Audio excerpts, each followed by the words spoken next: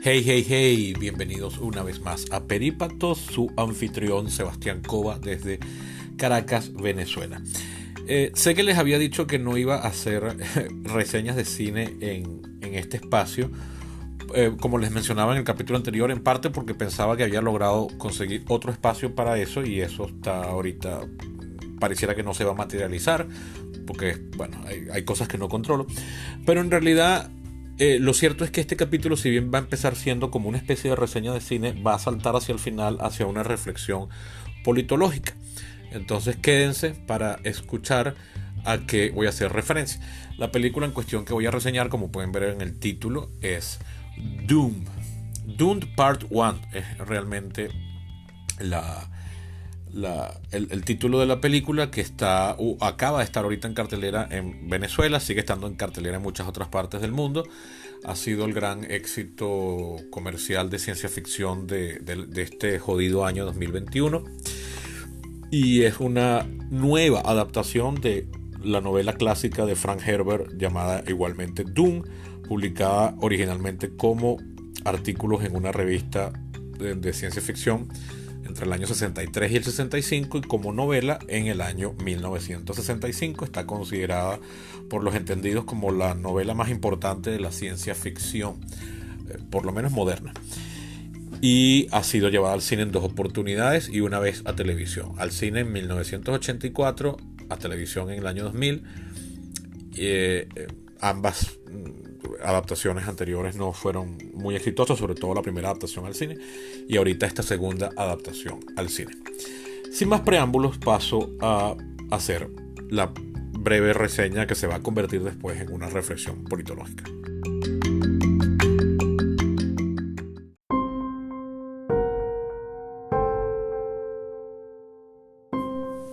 Como decía en la introducción, voy a empezar reseñando la película Dune Part 1, una película que adapta la primera parte y media, o primera, más o menos, sí, primera parte de la novela Dune. La novela Dune, si ustedes la abren, van a encontrar más o menos unos 50 capítulos agrupados en tres partes, que corresponden a las partes en que fueron publicada la novela originalmente en una revista llamada Analog, o sea, analógico, una revista de ciencia ficción. Mucha de la obra literaria que nosotros conocemos hoy en día fue publicada originalmente en revistas mensuales o revistas semanales. En el siglo XIX esa era la norma, prácticamente. En el siglo XX ya no es tan común, pero todavía en algunos géneros en particulares se sigue publicando mucho así.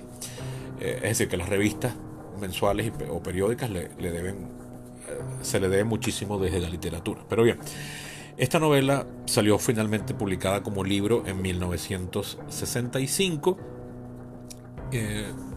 Alejandro Jodorowsky, el realizador chileno, el cineasta chileno, intentó hacer una adaptación que pretendía estrenar en 1975. No llegó a pasar de la preproducción, es decir, del guión y de los diseños de producción. Hay un muy genial documental del año 2013 que se llama Jodorowsky's Dune. Yo lo he reseñado en este espacio. Muy bueno, uno de mis documentales favoritos, de verdad. Excelente, es muy jocoso, pero es muy, para quien sea cinéfilo, geek, amante de la ciencia ficción, pero cinéfilo en general, el documental le va a gustar bastante. Y amante de la cultura pop, porque es increíble la cantidad de talentos importantes para los años 70 que llegaron a coincidir en ese proyecto. Pues bien, como les decía, la novela finalmente pudo ser adaptada en una versión producida por Dino De Laurentiis en 1984, gracias al furor y atracción que causó por el género las películas de Star Wars, que para ese momento ya habían terminado en su trilogía original, con el famoso episodio 6, Retorno del Jedi, en el año anterior, 1983. Entonces, bueno, finalmente alguien estuvo dispuesto a arriesgarse a publicarla y la película fue un fracaso total de taquilla y de crítica. Se ha convertido, típico que pasa con este tipo de películas, en una película de culto. Yo llegué a verla de niño, no entendía nada, no me gustaban los valores de producción, que en términos generales son notoriamente inferiores a la vara que había puesto muy alta Star Wars y que en mi opinión sigue siendo la vara. Y Perdí interés porque simple y llanamente no entendía. Después descubrí que era una serie de novelas. Cuando entré a estudiar ciencias, muchos amigos científicos ya la habían leído, muchos compañeros de estudios científicos ya la habían leído y me la recomendaron y me la anoté como una deuda. Pero no fue sino, finalmente hasta ahorita, más de 20 años después, que me la leí con motivo de la segunda adaptación cinematográfica. Hubo una adaptación para el Sci-Fi Channel entre el año 2000 y 2003. La primera novela fue adaptada en el 2000 en 2 o 3 capítulos, y luego la segunda y tercera novela fueron compiladas en una miniserie todavía más pequeña en el año 2003.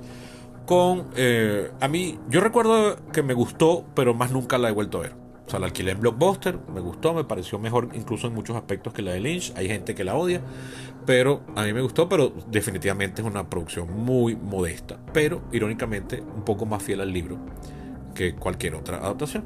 Y finalmente llegamos ahora a la adaptación que hace el canadiense Denis Villeneuve, que bueno, contó con un presupuesto apoteósico. Es un director con una calidad muy buena. Yo soy fanático desde que lo conozco, cuando vi su película Sicario en 2015 en el cine. Luego eché para atrás y he visto algunas películas anteriores a esa, y he visto las posteriores. He tratado de verlo en el cine. Adaptó o hizo la secuela de Blade Runner en el año 2017, llamada Blade Runner 2049. Una muy buena película, aunque sigo creyendo que Blade Runner no necesitaba secuela, pero esta segunda película es muy buena y está muy bien hecha.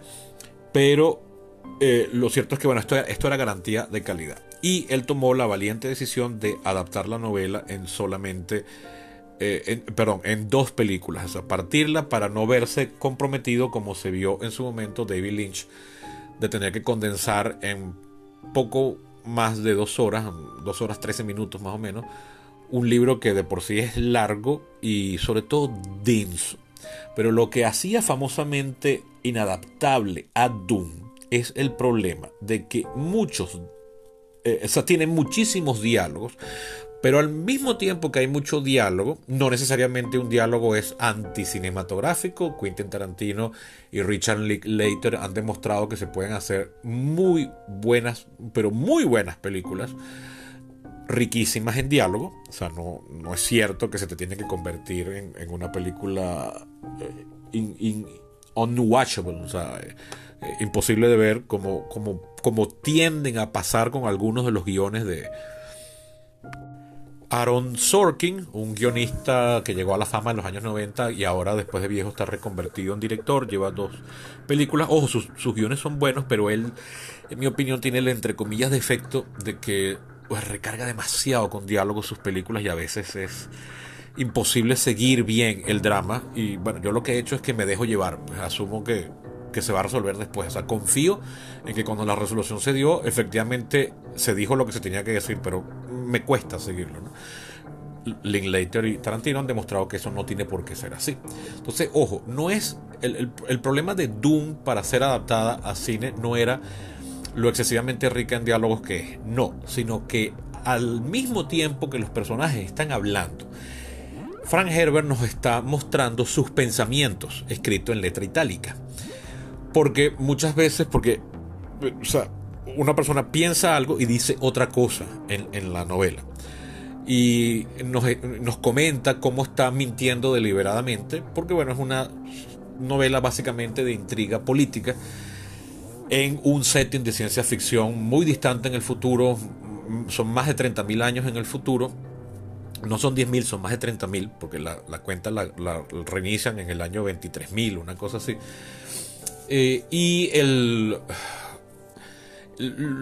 Esta serie de intrigas se da en el marco de un montón de seres humanos que tienen la capacidad de alterar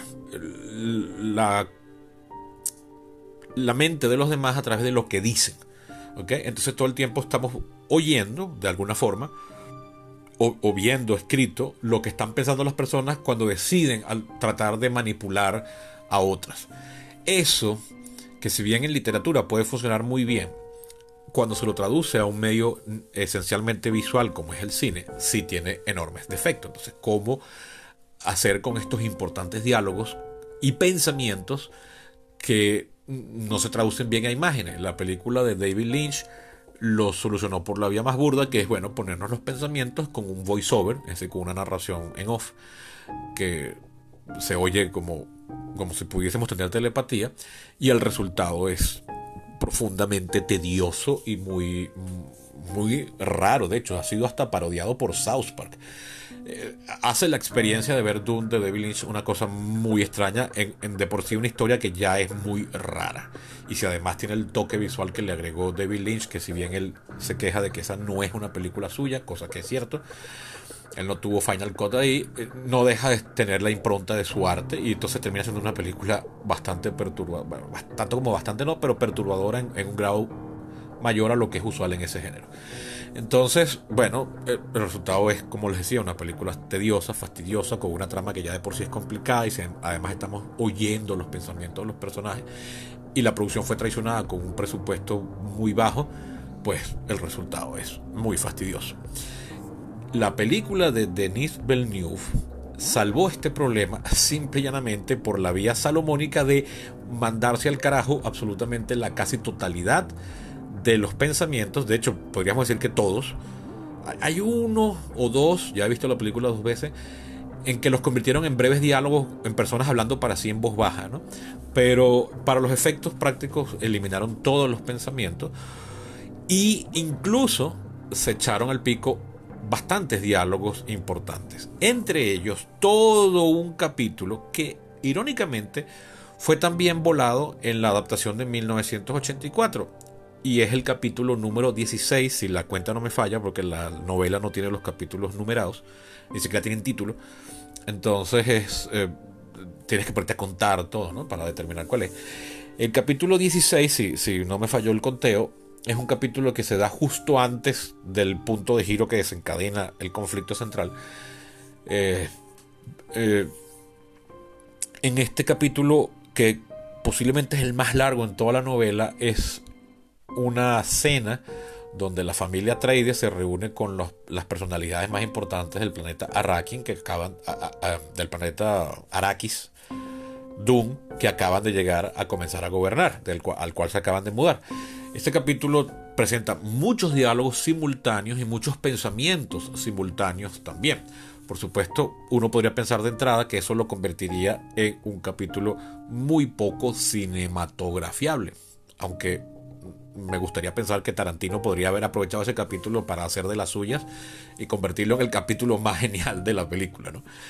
Pero lo cierto es que he aquí la reflexión politológica a la que quería pasar a partir de este punto.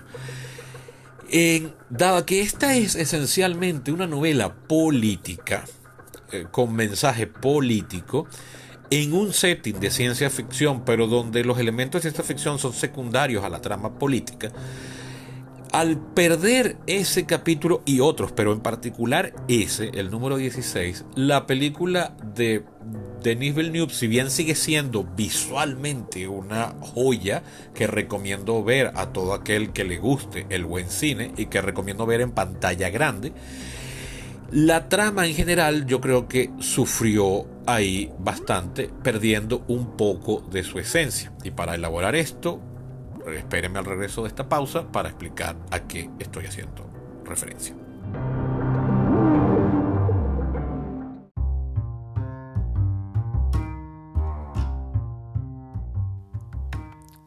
Antes de continuar, quiero hablarles de sushi, en concreto de Bocadillo Sushi, la marca de sushi a domicilio de Luis Juárez, suchero con décadas de experiencia en el ramo y con quien llevo trabajando desde 2016. Mire, se los voy a poner así.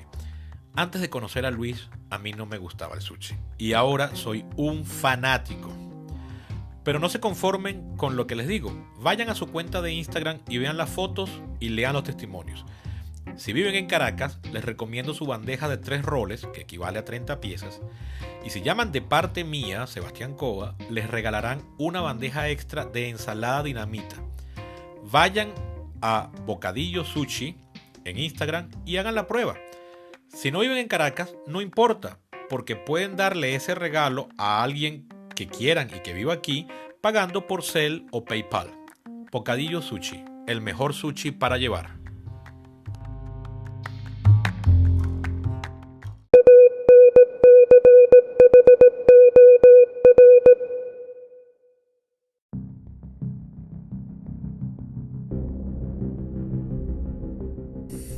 Bien, tener varios días pensando, porque yo vi la película en octubre, el día que fue estrenada en Venezuela, me fui a una función a las 2:30 de la tarde, pero este fin de semana, ayer domingo en concreto, domingo 5 de diciembre, aproveché para verla otra vez en HBO Max, en HD. Se pierde un poco cuando no la ves ya en la pantalla grande, pero sigue siendo una película muy agradable de ver. Sin embargo, como lo he tenido muy presente en la cabeza, tarde o temprano terminé cayendo en una reflexión de una politólogo alemana que hizo buena parte de su carrera en los Estados Unidos, en un libro que es uno de mis libros politológicos favoritos. Estoy hablando de Hannah Arendt y su libro de 1962 llamado Sobre la Revolución.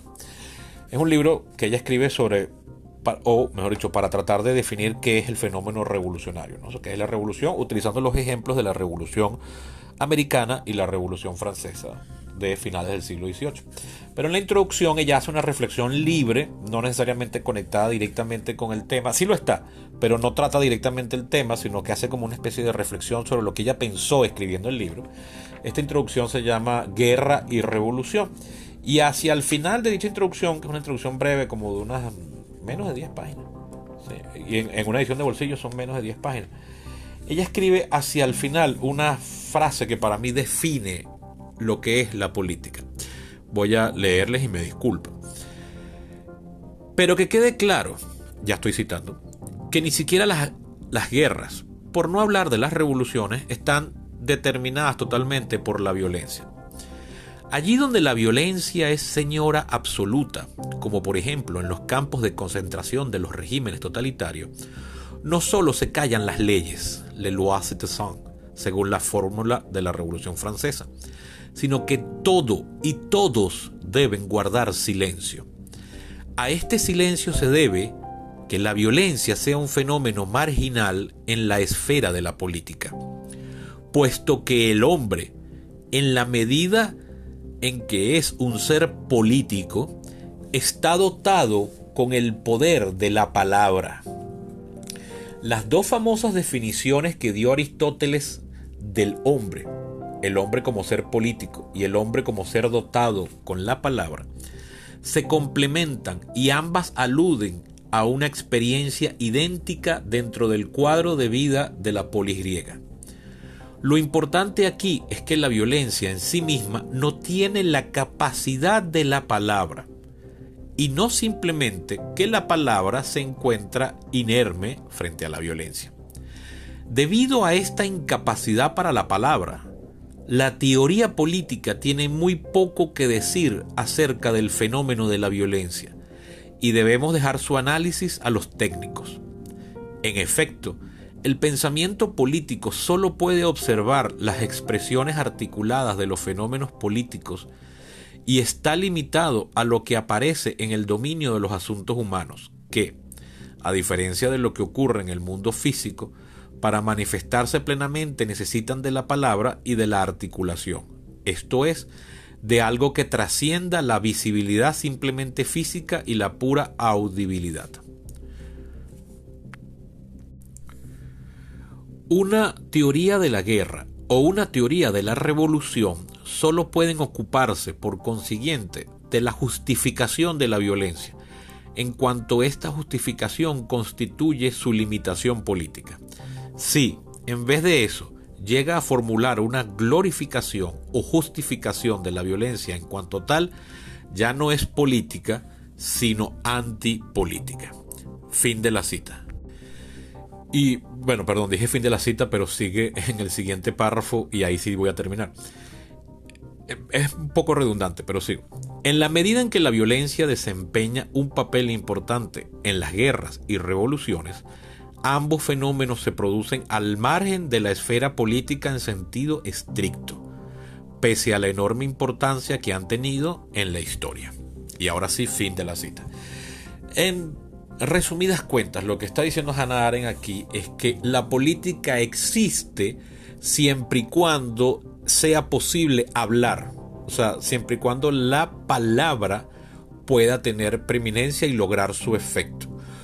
En las situaciones de violencia, donde la violencia más famosa de todas es la guerra, la revolución sería una variante, pero también la absoluta tiranía, que son los campos de concentración, también es una forma de violencia suprema. En todos esos casos extremos, en uno u otro extremo de la curva, no hay palabras, solamente hay sometimiento y violencia extrema. Ergo, no hay política. Cuando tú le quitas grandes escenas de diálogo a una novela que es eminentemente una novela política, y por la dificultad que eso plantea para su adaptación al medio cinematográfico, pero se la quitas y solamente te concentras en las escenas de acción o en toda la trama o toda la violencia que se despliega a partir de ahí, tu obra deja de ser esencialmente una obra política. Que no quiere decir, aplicándoselo al caso de Dune, que Dune no haya podido mantener ese elemento político tan rico que tiene la novela, sobre todo al comienzo. No, por supuesto que no. Sí se mantienen otros diálogos políticos, pero muy breves, que si uno se distrae pasan desapercibidos, o que están tan temprano en la historia que es cuando todavía uno se está como amoldando a lo que está viendo y no has logrado ser atrapado. Yo recuerdo y con esta conclusión, con esta reflexión libre / recuerdo termino. En 1993 yo tuve la oportunidad con 14 años de ir a ver una de las películas que marcó mi vida, que es una película revolucionaria en la historia del cine, incluso en la historia de la ciencia en general, y que es parte de mi canon privado particular de películas de ciencia ficción favoritas. Estoy hablando de Jurassic Park, la adaptación que hizo Steven Spielberg de la novela homónima de Michael Crichton, publicada en el año 90. Jurassic Park, yo recuerdo que hubo gente que me decía que al principio no me estaba gustando, pero después sí me gustó y me encantó. Y cuando dicen al principio es porque la película tiene al principio muchas escenas de diálogo que están muy inteligentemente también repartidas a lo largo de la trama más adelante, pero ya para ese momento ya han aparecido los dinosaurios y han creado el desastre que han creado. Entonces ahí la gente como que los tolera, pero al principio no vemos ningún dinosaurio y sin embargo lo que hay es mucho diálogo, pero sin embargo son escenas maravillosas. Yo imagino que por mi formación de politólogo yo tiendo a ser muy proclive a reevaluar y ya hacer un llamado público a la reevaluación de escenas usualmente tildadas como lentas o aburridas de mucho diálogo en películas de diálogo político, en películas que considero que han sido despreciadas justamente por eso. Pienso por ejemplo en Star Wars, en particular las precuelas de Star Wars. Hay una en particular que suele ser muy desestimada por críticos y fanáticos en general, que es episodio 2 del año 2002, Attack of the Clones. Esa película tiene algunos de los mejores diálogos políticos que yo he visto en una película que no sea esencialmente política. E incluso en películas y series de televisión que se dicen o se pretenden ser abiertas y esencialmente políticas, como por ejemplo las dos adaptaciones de House of Cards. House of Cards es una novela inglesa de principios de los años 90, que fue adaptada primero en Inglaterra y luego en Estados Unidos con resultados nefastos en ambos casos, aunque muy populares igual en ambos casos. Pero bueno, los diálogos políticos en una serie como esa son ridiculísimos, son la cosa más enajenada a la realidad posible. Son a la política lo que la pornografía es al amor y a las relaciones de pareja. Yo recomiendo mucho más los diálogos políticos de Star Wars, sobre todo las precuelas. Los diálogos políticos en algunas de las novelas de Harry Potter, y Game of Thrones también tiene diálogos políticos muy, muy buenos, aunque a veces muy rimbombantes, y creo que eso lleva la cosa hacia la irrealidad, que Star Wars, parece mentira, no lo hace. Pero bien, la cosa es que yo creo que yo tengo una hipersensibilidad por eso, por mi formación, entonces tiendo a reevaluar esas escenas más que otras. Pero les decía que en Jurassic Park hay una escena muy buena, muy política, de una escena que tiene lugar después de que vemos los primeros dinosaurios, pero luego no los vemos por un buen rato, y hay una escena de un almuerzo, no es una cena, es un almuerzo, donde están discutiendo el valor del parque y lo que se pretende hacer con eso. Y es una escena muy buena que resume maravillosamente todos los diferentes debates que están en la novela y convierten a esta película en uno de esos pocos casos en los que yo considero que la adaptación cinematográfica es muy superior a la novela que dio origen. No sé si sea el caso de Dune, todavía es muy temprano porque falta una segunda parte. La segunda parte tiene mucho menos política en la novela también que en la...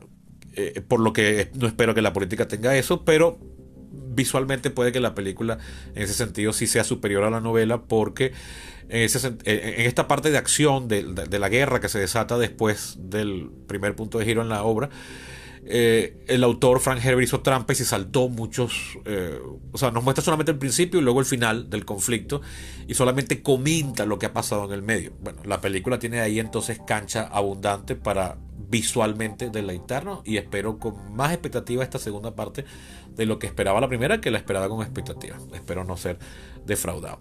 Pues bien, ahí tienen una reflexión politológica metida de contrabando en una reseña de cine, por lo cual espero llegar a los dos tipos de público que tiene este espacio. Espero no haberlos aburrido y haberlos entusiasmado a ver la película o leer a Hannah Arendt o leer a Frank Herbert.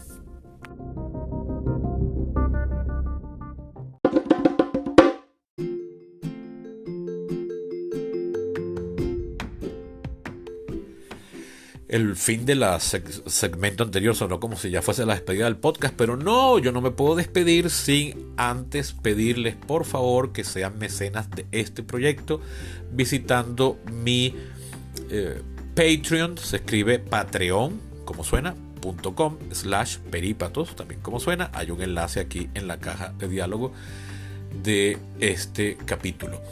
También pueden recomendarlo a aquellas personas que creen que les pueda gustar, pónganlo en sus redes sociales, hagan una invitación pública. Y ahora sí, esto ha sido todo por hoy. Hasta la próxima.